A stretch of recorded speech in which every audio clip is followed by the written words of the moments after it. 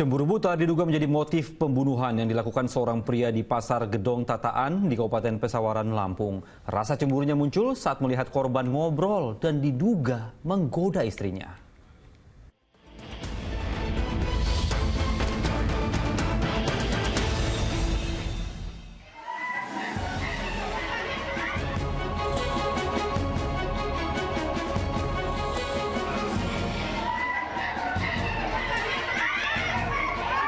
Warga panik saat melihat tindak pembunuhan terjadi di tengah keramaian Pasar Gedong Tataan, Kabupaten Pesawaran, Lampung. Seorang pria pedagang sayur tewas akibat dianiaya dengan senjata tajam oleh pelaku.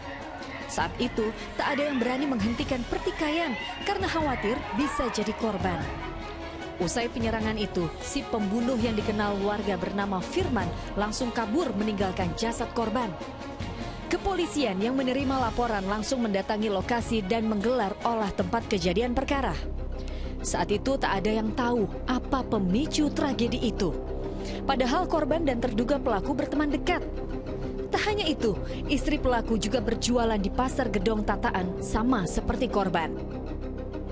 Kurang dari 24 jam, aparat kepolisian mengamankan terduga pelaku yang akhirnya menyerahkan diri. Pria berusia 38 tahun itu langsung ditetapkan sebagai tersangka setelah polisi melakukan serangkaian penyidikan. Ternyata motif pembunuhan yang dilakukan tersangka karena cemburu melihat sang istri kerap ngobrol dan digoda oleh korban.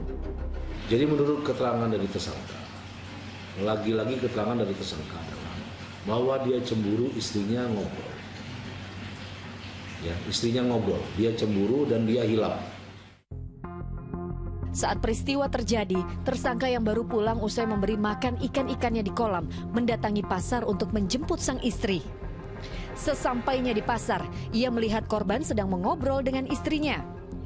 Rasa kesal yang selama ini dipendam karena korban kerap menggoda istri pelaku akhirnya tak terkendali.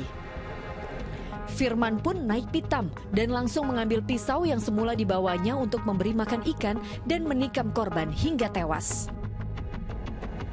Memang dia ini sedang membawa senjata tajam yang dibawanya dari kolam ikan waktu dia sedang menyelesaikan pekerjaannya, memberi makan ikan.